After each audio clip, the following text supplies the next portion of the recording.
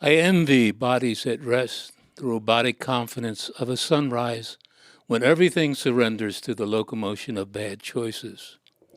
Grace shatters into brightness an eye storm, a lost zodiac sign concealing a hatred of metals, a nebula unworthy of the slightest throb.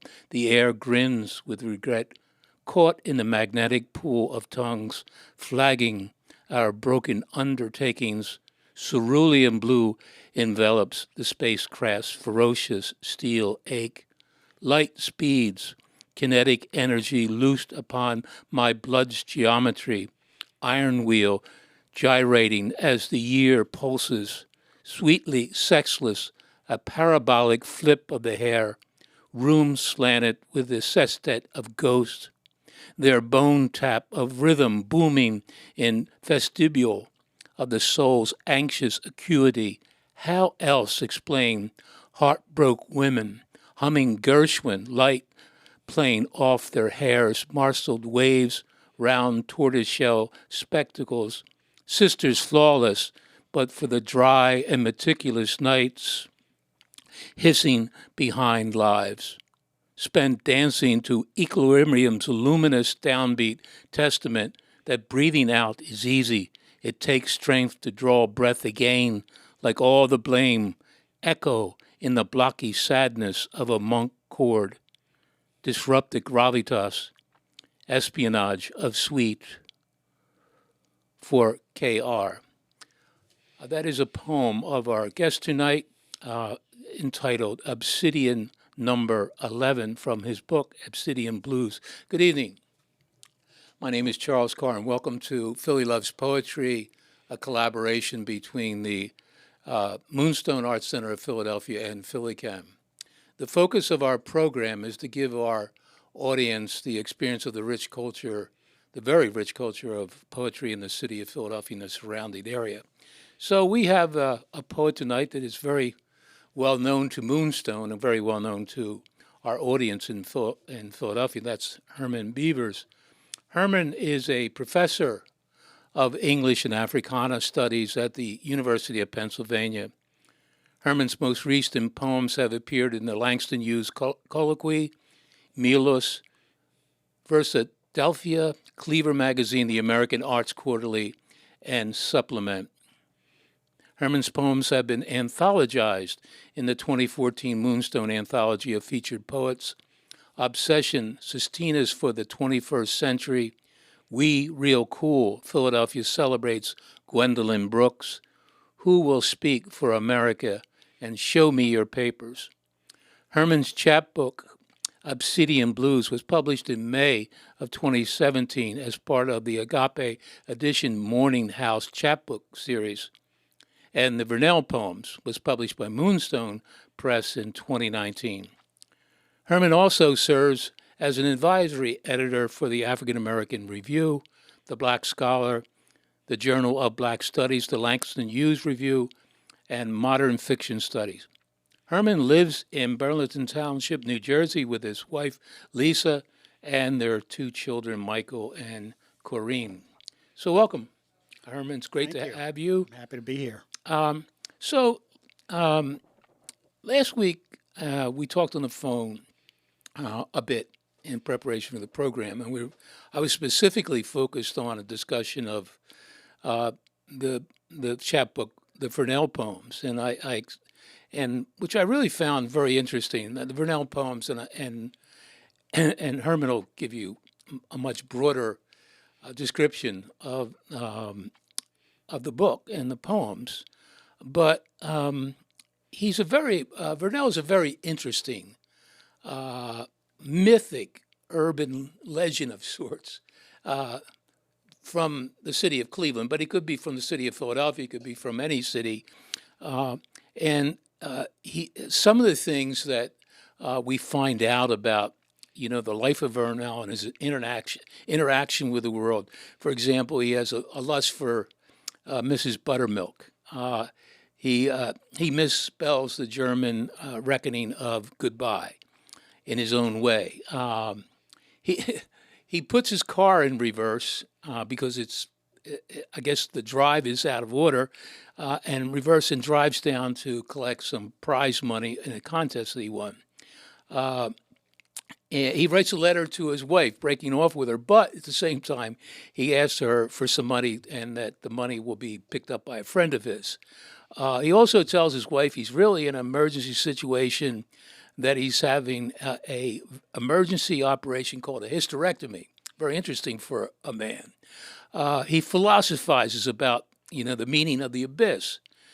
He goes searching for civilization in some campus or some place in the city. He can't find it, but he ends up stealing a tape of Earth, Wind, and Fire and some prints. And toward the end of the book, we're really confronted with this mythic character's interaction with hell and his observations on, experiencing hell, the real hell. And so, I mean, it's a chap book, but you feel that it's kind of like a novella, a novel of sorts, and on the life of this very colorful human being.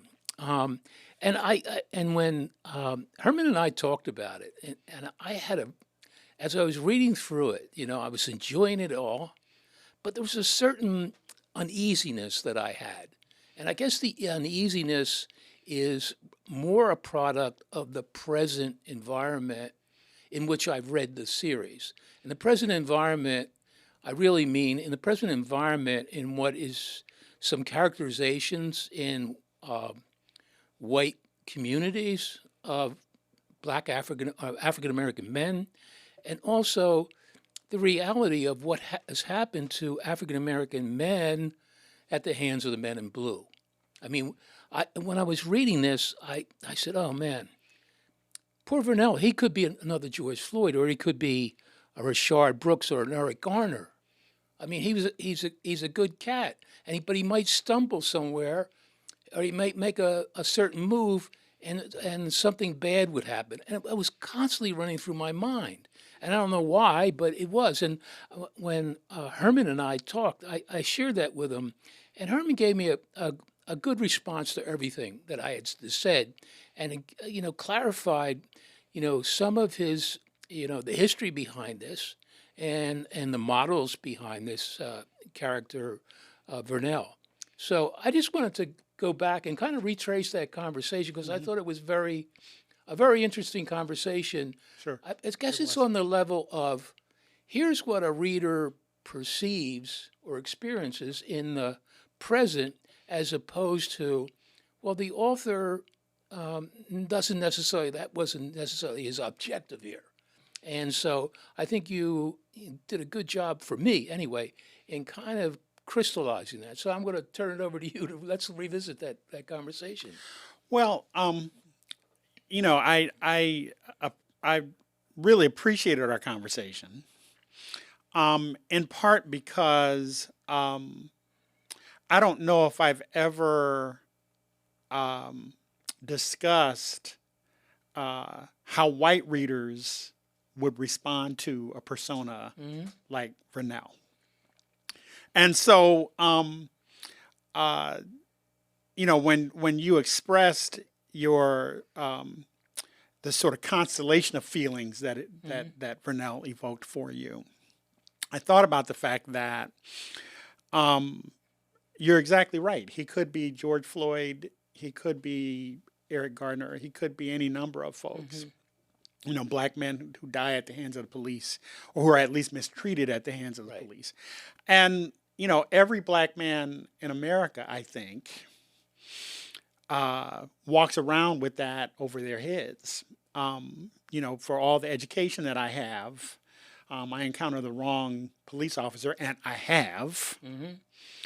And all of that becomes meaningless. And so part of what is driving my thinking in creating a persona like Vernell is that sometimes we have to laugh to keep from crying. And I don't think, I was never raised to think, and in my sort of present life, I don't think that black people are victims. So I don't think of Vernell as a potential victim, because the thing that sort of runs through all of the poems is that he's a trickster and he's a hustler Yeah. and he thinks on his feet. And even though, the letters in the book reflect the fact that he's not well educated, he's still, to my mind, eloquent and articulate about how he thinks about the world. And we sort of need people like Vernell, particularly those of us who are educated and our point of view of the world is shaped by what we've read. We need people like Vernell to sort of bring us down a peg and let us know that good thinking, wisdom, acuity bubbles up from the ground just as easily as it comes from the top down. And because I base Vernell on a persona created by the poet Sterling A. Brown named Slim Greer, I thought of the Vernell poems as a sort of homage to the Slim Greer poems, because Slim Greer is exactly like Vernell. There's a poem that Brown wrote about Slim Greer called Slim Greer in Atlanta. And Brown wants to really send up the Jim Crow laws. And so in the poem, Vernell gets to Atlanta and a white guy says, "Don't you laugh on the street if you want to die old." And so he comes upon this phone booth where black people have to go in a phone booth to laugh on the street if they don't want to be hung, if they don't want to be lynched. And Vernell pulls the guy out of the phone booth and goes in there and he laughs for hours. And all these black people are in misery because they can't laugh on the street. Now, that is Brown's way of really sort of talking about the absurdity of Jim Crow, but he's also lampooning the precarity of living under Jim Crow. And given that Jim Crow laws could be extremely ridiculous. So I was in Alabama in 2022, and we went to a museum that basically sort of chronicled Jim Crow in the state of Alabama. It was illegal in the state of Montgomery, Alabama, actually Birmingham, Alabama, sorry, for black and white people to play cards or checkers. Black people had to get off, pay their money on the bus, get off the bus, walk to the rear door of the bus and get on, just so they wouldn't accidentally touch a white person. That is exactly the kind of craziness that white Southerners brought to Jim Crow for reasons that I don't even think they understood. So when I wrote the Vernell poems, having grown up in Cleveland, where Cleveland was an extremely segregated city, black people lived on the east side of Cleveland, white people lived on the west side of Cleveland, and the city was divided by a river. It was one of those things where, in the town I grew up in, you couldn't go on the west side of the town unless you wanted to take your life in your hands.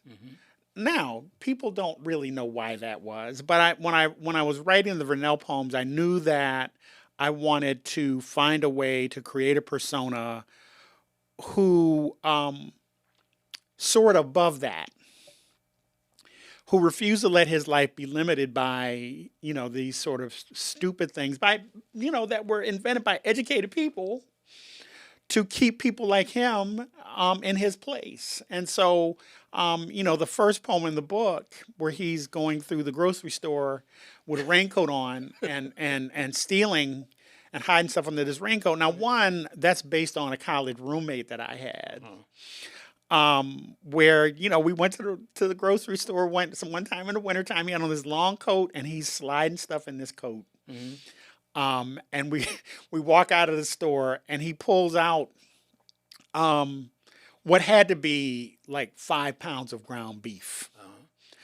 I don't know how he did that, but when I was thinking about that when I wrote the poems, and so I understand, given that the poems are written in the black vernacular, that people might see the poems as having been written in a dialect. Now, if you understand linguistics, I'm not writing in dialect. I'm writing in the vernacular, and then any vernacular English, words get compressed and slurred together. So you get the word gonna, which is actually a sort of compression of going to. Yeah.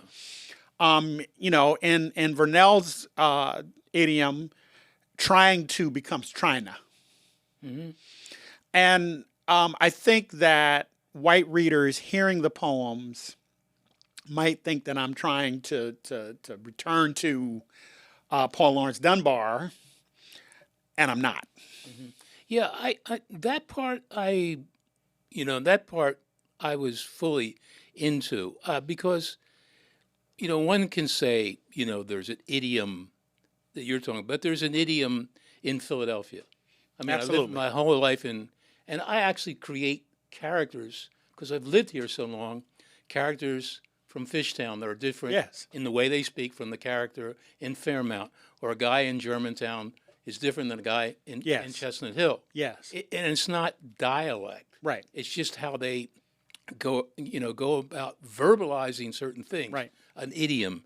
I saw that. I think that was one of the really tremendous parts of the book and made it. You mean after our conversation, I went back and I read the book again, and based on our conversation, it was really helpful that we had that. But I mean, even regardless of that, even before I found Vernell such a captivating character.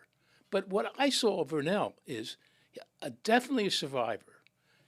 Mm-hmm. Definitely a survivor. And I don't want to put it even in terms of race, just a survivor. Right.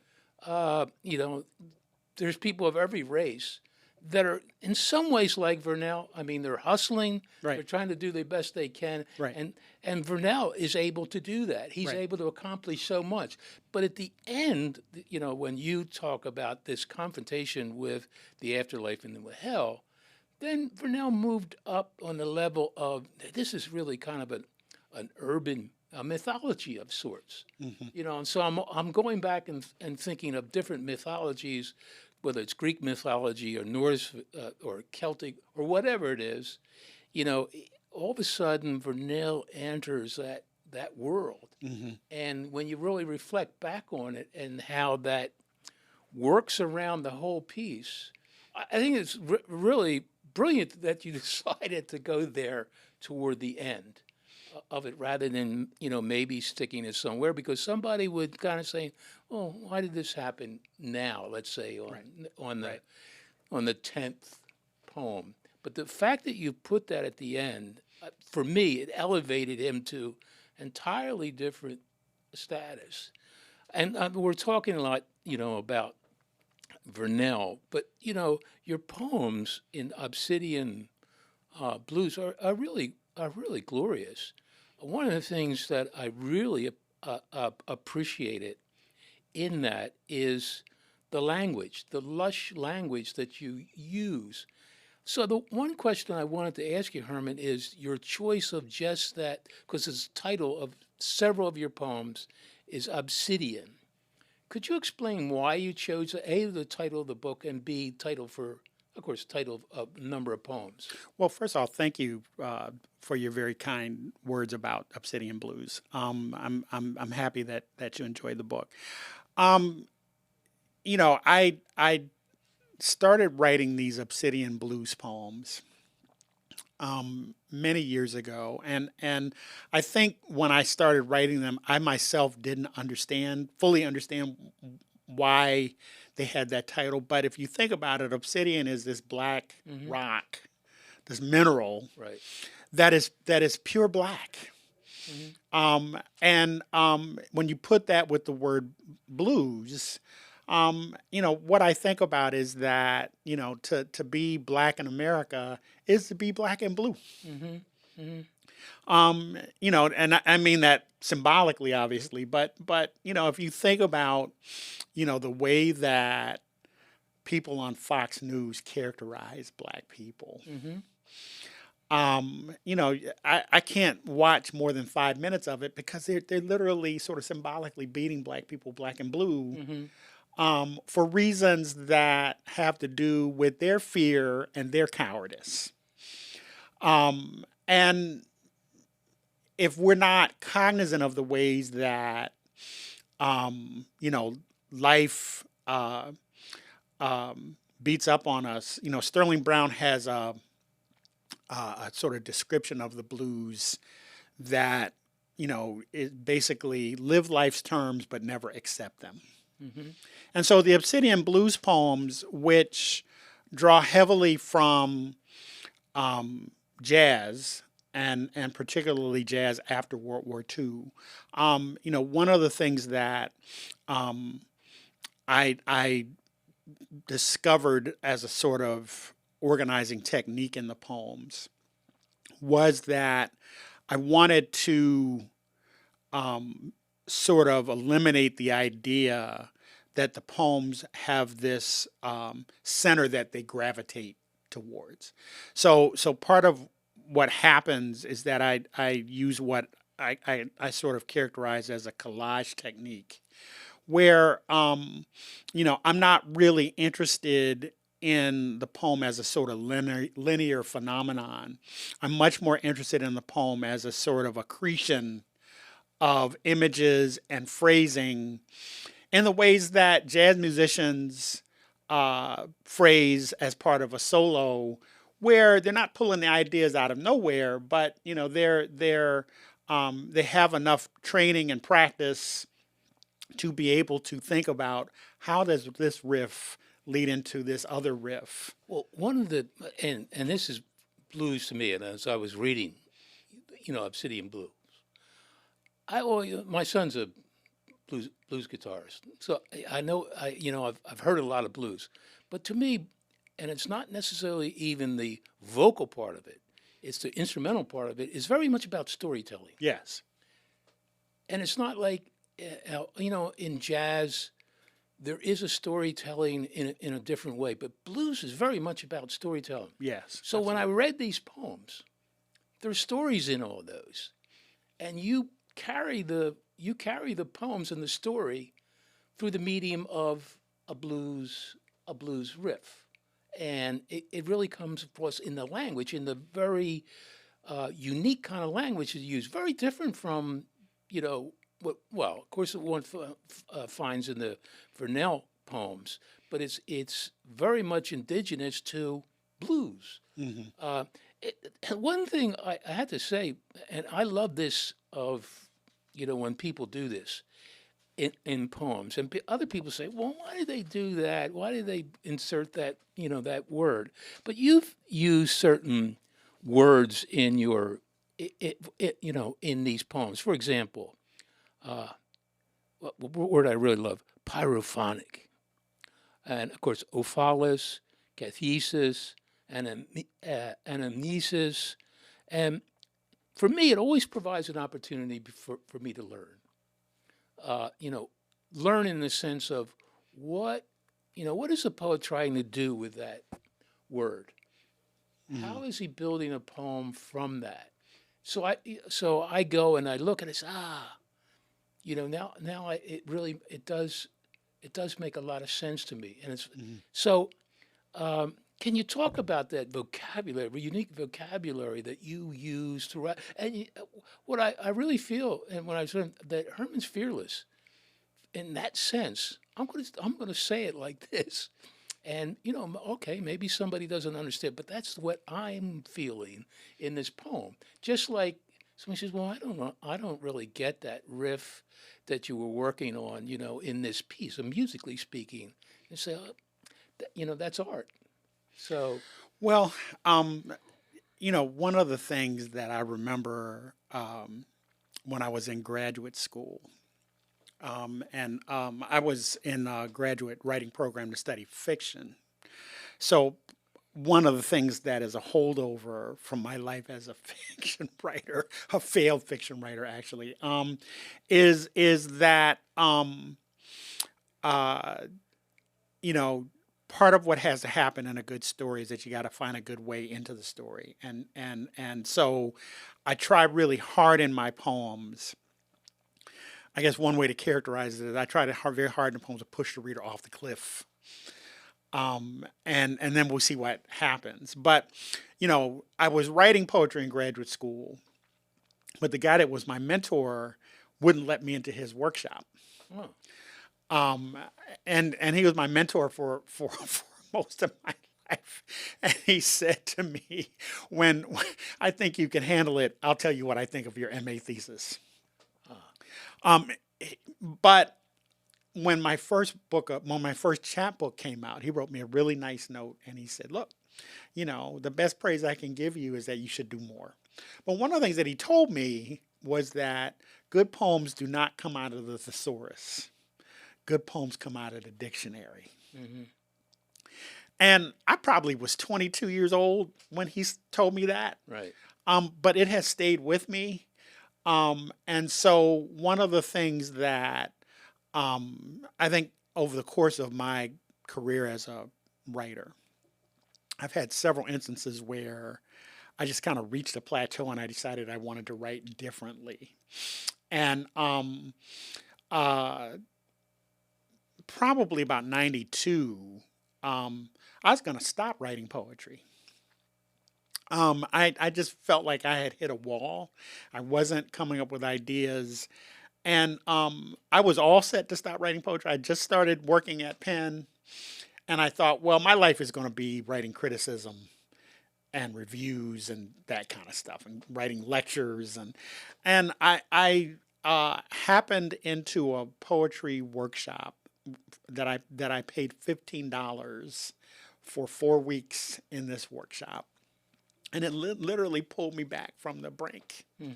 I mean, quick story about Obsidian Blues. I had reached another state where I was going to walk away from poetry. I had, you enter these contests and you get that, inevitable letter saying that your manuscript has not been chosen. Right.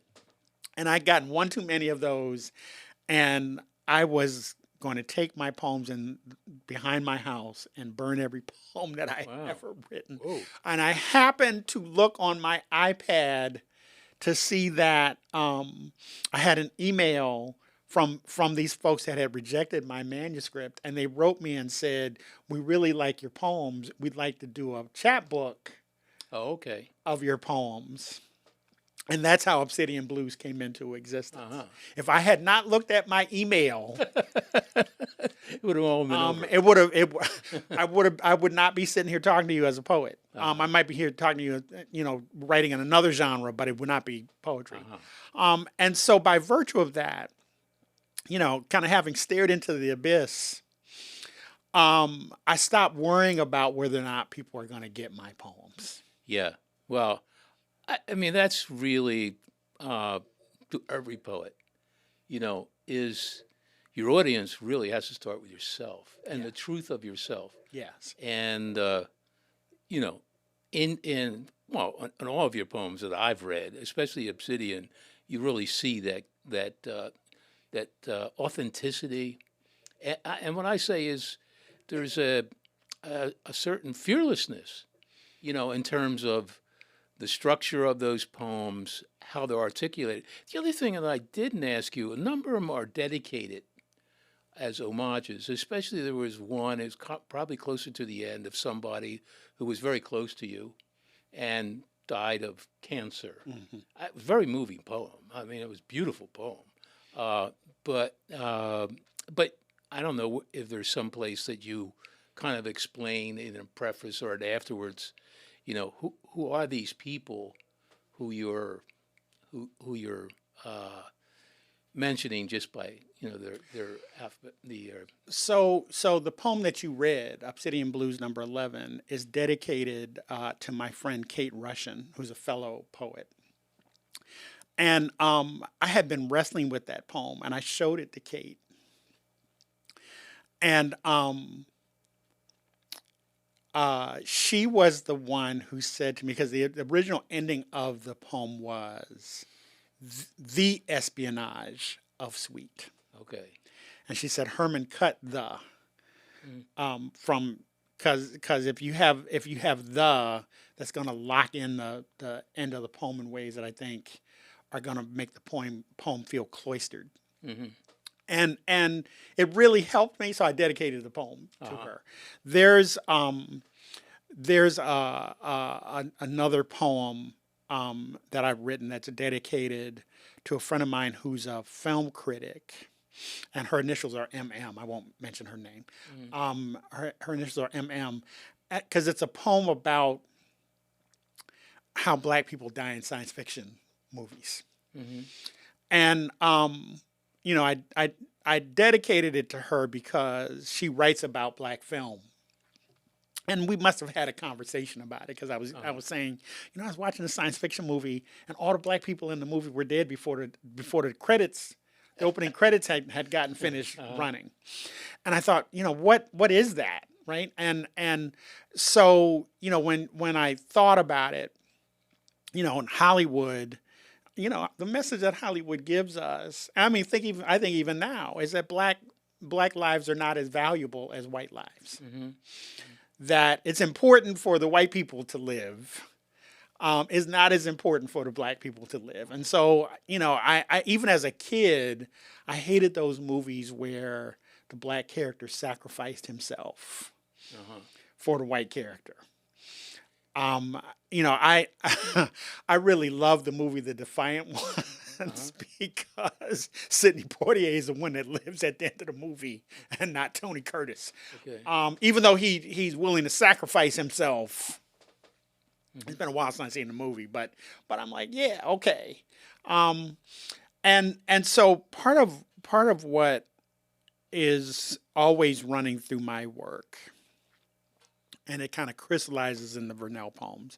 Part of what is always sort of crystallizing in my work is that I have a very quirky sense of humor, and I think that some of the stuff that I see sort of bouncing through American culture, the only way that I can really sort of confront it is to laugh at it and to make fun of it. And so even in Obsidian Blues number 11, there's stuff in the poem that is all about sort of pushing the envelope on what is reasonable.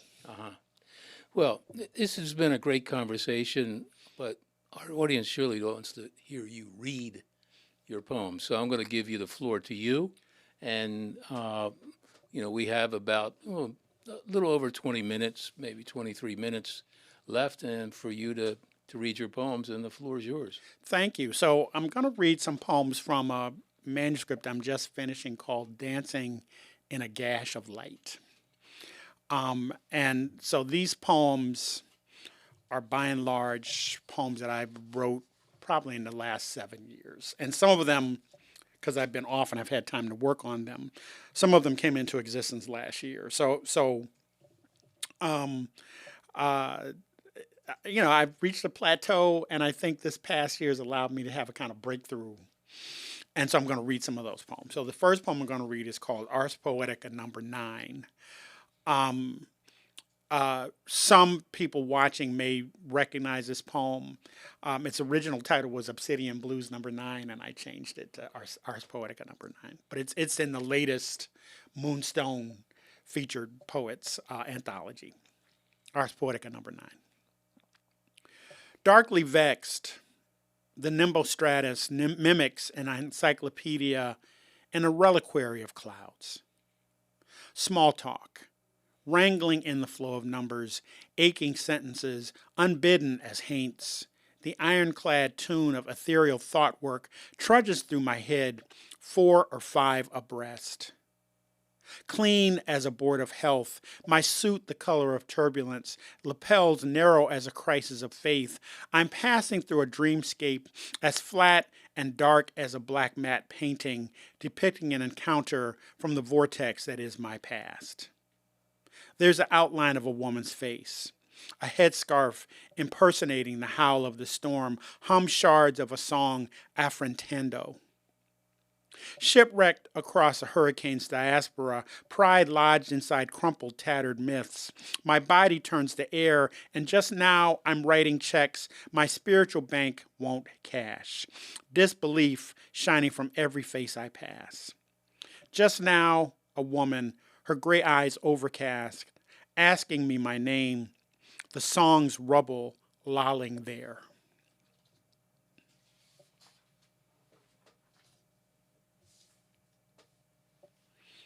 A song for Mamie Till. Men lifting a box down from the train shouldered a burden, hoisted up her lonesome. She hoisted up the burden, waiting for the men to open the crate that would fill her face to the brim with rain, her shoulders trembling, feelings pried open. She recalled how her son riding south to Mississippi got shipped back north. Starting south at his feet, her eyes traveled northward from his ankles to the matted hair, the ruined face, crushing her. Angry persons unknown, thumbing the half-filled pages of a 14-year-old's book to shreds. The South's blank pages speaking volumes, a book painted white with lies. His cheeks whistle blind, his reckless brown eyeball missing. Men lifted the box down from the train, then moved on.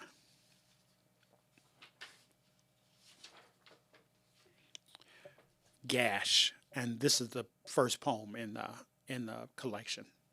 Gash. Fist landing on the mark. Rage an open bomb. An abysmal song, a sound dead as a stark sky. Hallway piling with children, atheist and weirdly smug, shrieking across Babylon, claiming the Indio ink, swimming with stars. Murmur of ache from 1,000 bodies, the wind a lonely gash in a single fold of grief. There's a solitary elm, its skin cooling, the pull of every raucous ghost.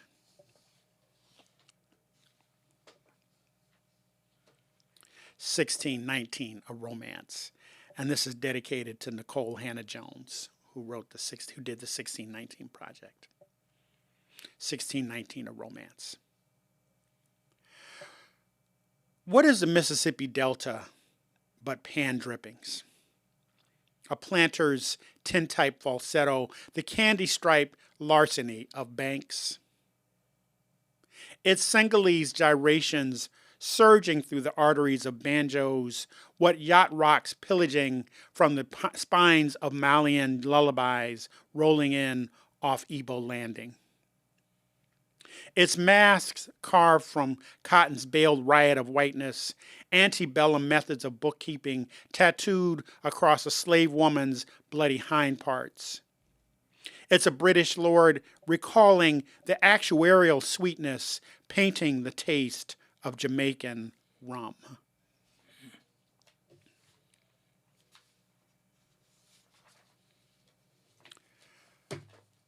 Ars Poetica number 7. Sky smudged and ringing with fire. A tall man, dressed to the nines, pork pie hat, slacks freshly pressed, his chest taut as realism. He's standing on a boulevard so wide, it's like a mouth waiting to be kissed. Compass tattooed on her bicep, a handsome woman, warbles in a contralto, so matter-of-fact, so self-assured. She's a passenger on the Celestial Railroad of an old man's fever dream of playing saxophone like a shambolic nomad. The desert air sodden with long as you're living. 1 minute, there's the piano's insistent pedal point. The next, that woman's giving birth in a house built from mauve and gray stones. Twilight falls like a hammer on Detroit City, a rim shot talking in tongues. His mind a ring shout, a postman's fixing to buy oxblood shoes, a pinstripe Robert Hall double-breasted suit, lapels wide as a gap-toothed grin. He pays no heed to the man shouting, "The sky, the sky, the sky."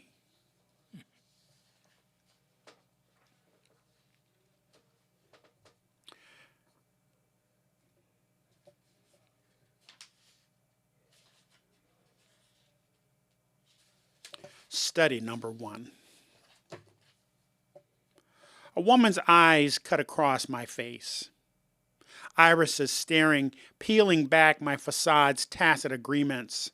The vacated corridors of my past, its clumsy navigation of the discolored tragedy of built space, its cold might have beens, her ears blind, her tongue a fretless guitar, her body singing, its fake book of old afflictions.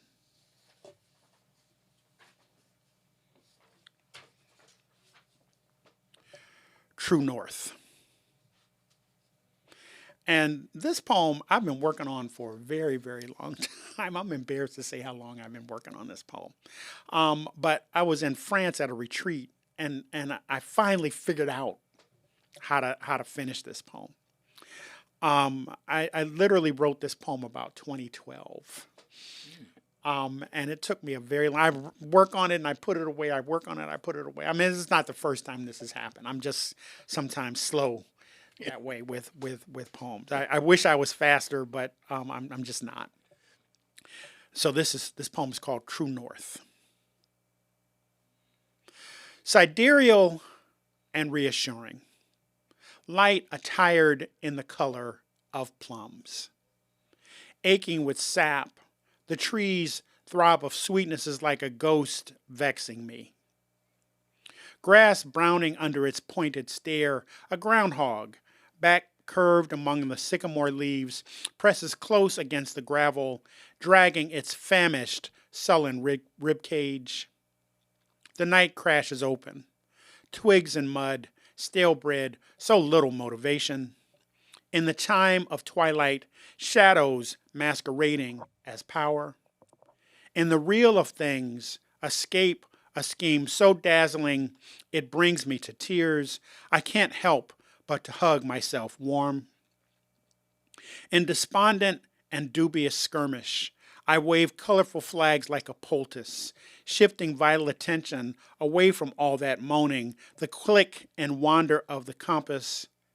My thrash, my umbrage, my sleepwalk, my bottomland, and isthmus forever straining toward true north. Yeah, that's very interesting. What you said you were at a workshop or something in France, right? Mm-hmm.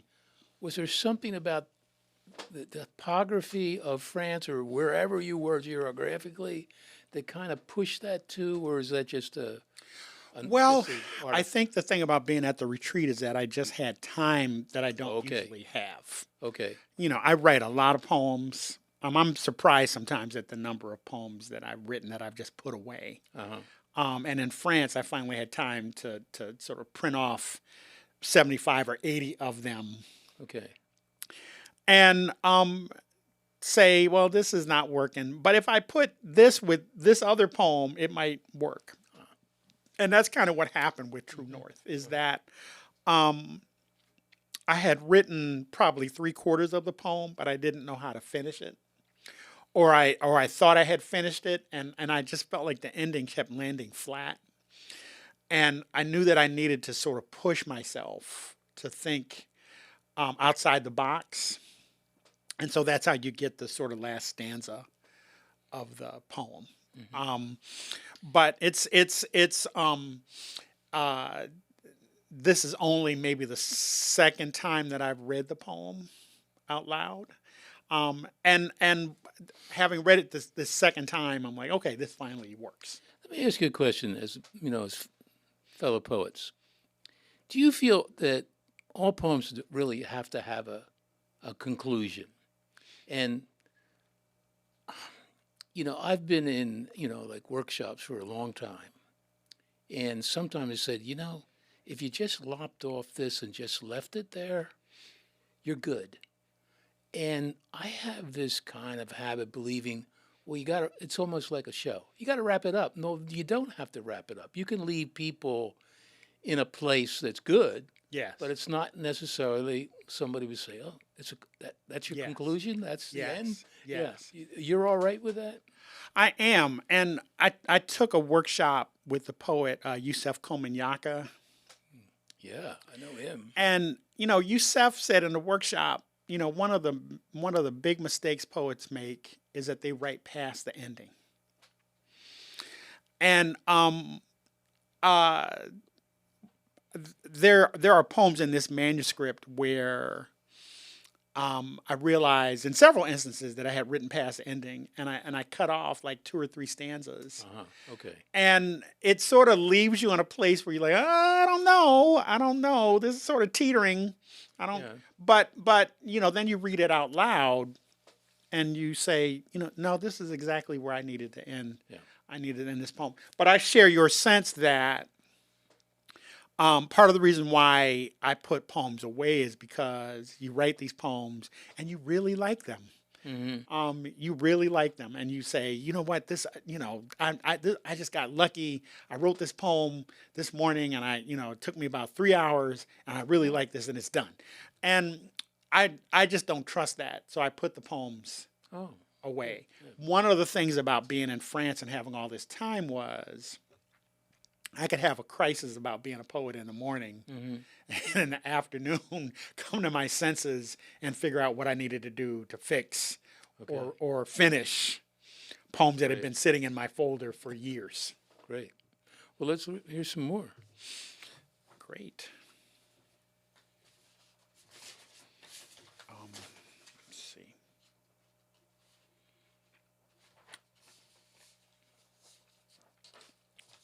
This poem is called Playing Somewhere Over the Rainbow.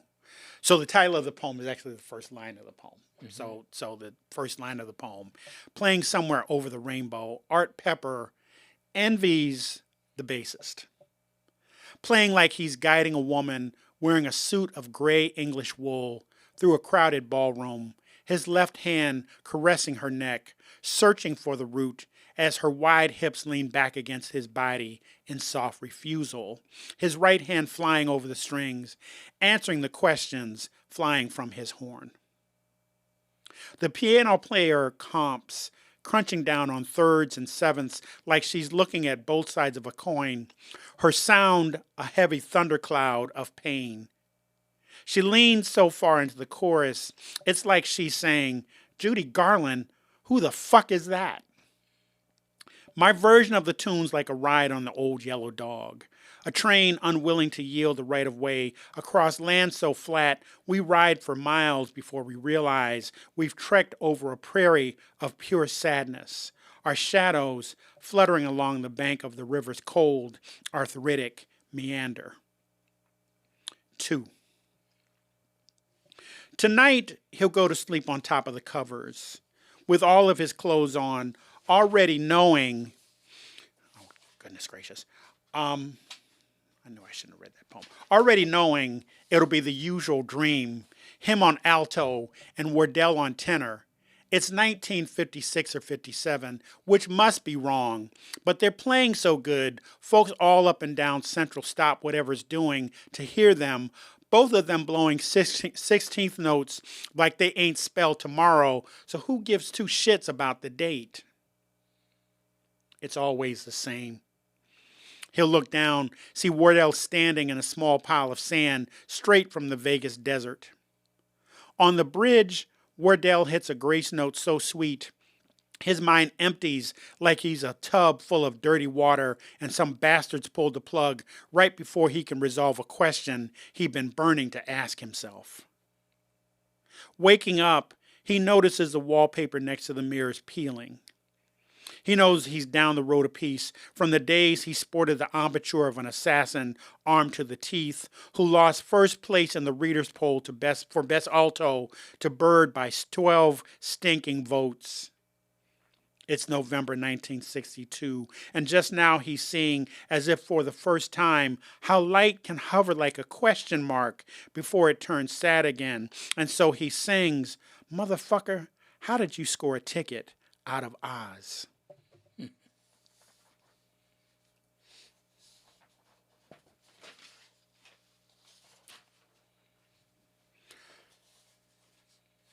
The high volume of woe after Romare Bearden. Now, this is a poem I wrote in France. I wanted to write a poem that mimicked a Romare Bearden collage, and so this poem tries to do that. The high volume of woe. Hand to God, Ain't nothing worse than a heartbroken man, hobnail shoes, heavy soles, a drumbeat, silent and resentful, blue serge and pork pie hats, a blind man, hands big as airplanes, index and thumb seeing satin softness, its sheen a valley of sadness. Spats and mud puddles, horsepower and the convenience of cars. On 18th and Vine, there's an upright base with the curves of a woman, her hips a dare or a promise.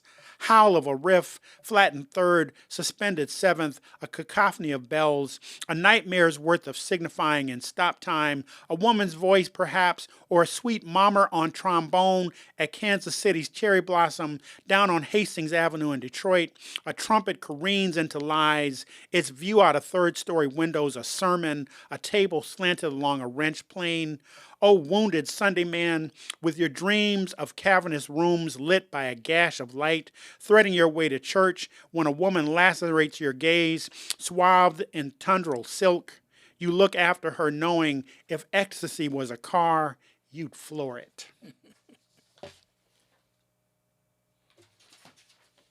Time signatures. I don't have a clue what Monk would say if I asked him if humming gives way to knowing. I've heard him tangle with affliction's tight-fisted geometry, figure he knew weapons were trained on him, fixed his mind on the buzz of asymmetrical voicings of chords, comprehended the blessing of errant notes. You believe nothing happens fast enough. So telling me your heart's replete with bruises is not an argument. Lord, I envy the head you have for songs that mimic speaking in tongues, jangling with consternation, taught with renovated slang. I haven't lived long enough to form a pithy response to a single query regarding something dangerous as poetry. If poems could take the form of dreams, I would vouch for how I've landed in places I still can't fathom. Chillicothe, Ohio, Penumbra, Mississippi. One night, I found myself in Brazzaville, Republic of Congo, and I was drinking warm Coca-Cola at a table with W.H. Auden and Art Blakey cadging change for the juke. I heard Blakey's gravelly voice saying, I swear, I didn't understand playing drums till I unlearned everything I thought I knew about time. And Auden agreed, but uttered not a mumbling word.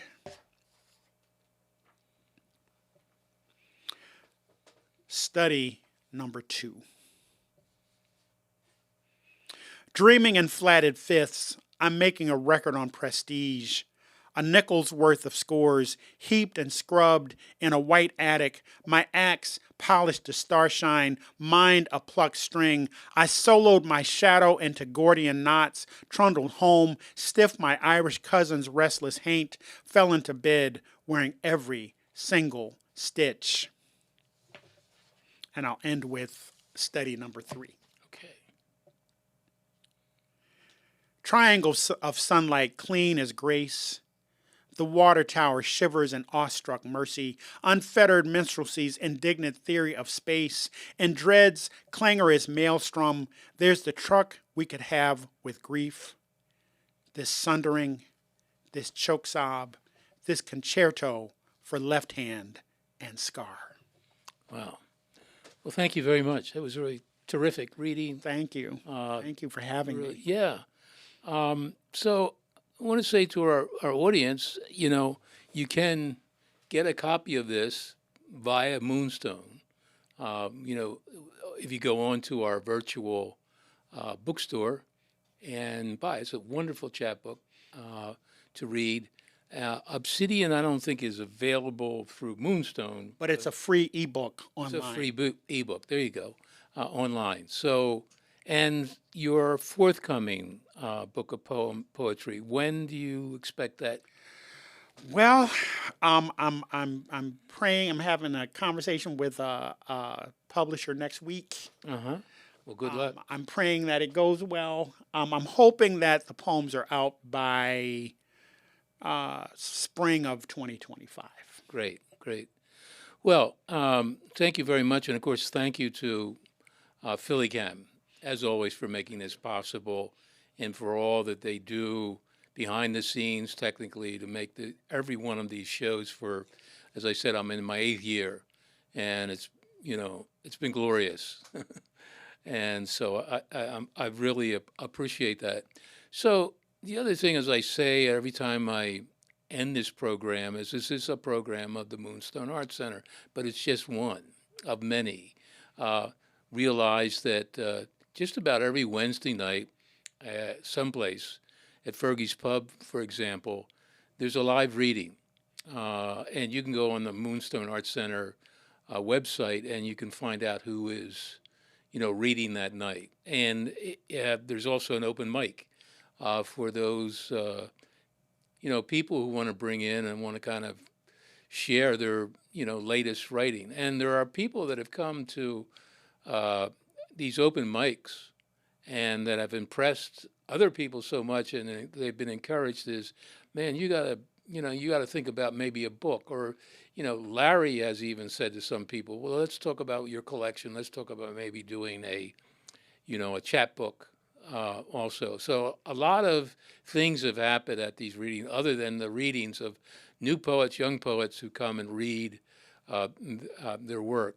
The other thing is that in this coming September, there's going to be a tribute to Moonstone. There's going to be a tribute to Larry Robin after 40 plus years of his dedication to the arts in this community, especially to poetry, with all his, publications. I mean, right now, I think Larry's probably published close to 100 books, maybe more. And this includes anthologies. I think when I read the bio, of Herman, he's in some of those anthologies. I'm in some of those anthologies. Other great poets are in these anthologies. So, I mean, I just say all that is to say, reach out to moonstonecenter.org and find out a way you can support us in what we're doing. We can't exist without that kind of support. So, stay tuned for this tribute that is coming up in September. I think it's going to be glorious. I think all the poets that have really been involved with Moonstone will be involved with this in some way, shape, or form. And I think it's great, finally, there's that kind of recognition for Moonstone, and especially for Larry, who, as I've said over and over and over, he is a cultural treasure of the city of Philadelphia. He really, truly is, and he should be feted and recognized for the contribution that he has made. So thank you for watching and tuning in. Thank you, Herman, again, for a great show. And stay tuned. We'll be here next month with another poet, a local poet, and it'll be glorious. Thank you.